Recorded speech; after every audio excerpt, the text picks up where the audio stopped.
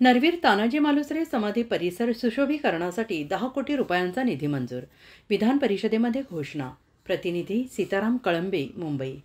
नरवीर तानाजी मालुसरे यांच्या समाधी परिसराच्या सुशोभीकरणाचे काम संथ गतीने सुरू असून त्यासाठी निधी पूर्णतः मंजूर झालेला नाही. शासनाने यात पूर्ण लक्ष घालून काम पूर्ण करण्याचे आदेश द्यावेत अशी मागणी आज विधान परिषदेत प्रश्नोत्तराच्या तासाला भाजपा गटनेते प्रवीण दरेकर यांनी केली आहे. शंभूराजे देसाई अर्थराज्यमंत्री असताना उमरठला नरवीर तानाजी मालुसरे यांच्या समाधीच्या बाजूचे सुशोभीकरण करण्यासाठी 5 कोटींचा निधी दिला जात होता. त्या ठिकाणचा निधी पूर्णतः मंजूर नाही आणि त्याचे काम ज्या पद्धतीने वेगाने व्हायला हवे होते ते होत नाही. या कामी शासनाने लक्ष घालून कालबद्ध वेळेत काम पूर्ण करण्याचे आदेश द्यावेत अशी मागणी दरेकर यांनी केली. मंत्री शंभूराजे देसाई यांना उत्तर देताना त्यांनी सांगितलं आहे की मी वित्त विभागाचा राज्यमंत्री असताना अर्थसंकल्पाला उत्तर देताना सभागृहात ही घोषणा केली होती.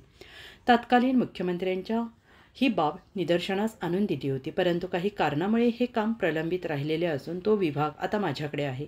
मी दरेकरांना आश्वस्त करतो की 2024-25 या आर्थिक वर्षात 10 कोटी रुपयांचा निधी नरवीर तानाजी मालुसरे समाधी परिसराच्या सुशोभीकरणासाठी मंजूर केला जाईल. सभापती महोदय, या ठिकाणी शंभूराजे सन्माननीय मंत्री आहेत.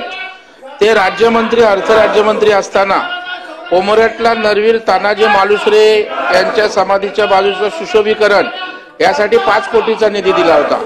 नरवीर तानाजी मालुसरेंचं जन्मगाव जो उमरठ आहे त्या ठिकाणचा जो निधी पूर्णतः मंजूर नाही आहे, त्याचं काम ज्या पद्धतीनं वेगानं व्हायला पाहिजे ते नाही आहे. तर मला वाटतं या कामी सुद्धा शासनाने लक्ष घालून तशा प्रकारचे कालबद्ध वेळेत हे काम पूर्ण व्हावं अशा प्रकारचे आदेश द्यावे अशी माझी आपल्याला विनंती आहे. सन्माननीय सभापती महोदय, सन्माननीय दरेकर साहेब ज्या उमरेडचा उल्लेख करतायत ही वस्तुस्थिती आहे. मी वित्त विभागाचा राज्यमंत्री असताना अर्थसंकल्पाला उत्तर देताना या सभागृहामध्ये मी त्यावेळी घोषणा केलेली होती. तत्कालीन मुख्यमंत्र्यांच्या ही बाब मी निदर्शनाला आणून दिलेली होती, परंतु काही कारणामुळे ते प्रलंबित राहिलेलं आहे. आता तो विभाग माझ्याकडेच आहे. सन 24-25 या आर्थिक वर्षात 10 कोटी रुपयाचा निधी हा नरवीर तानाजी मालुसरेंच्या परिसराच्या सुशोभीकरणाकरता या ठिकाणी मंजूर केला जाईल. माननीय विरोधी दैनिक फ्रेश न्यूजच्या YouTube चॅनलला लाईक करा, सबस्क्राईब करा व शेअर करायला विसरू नका.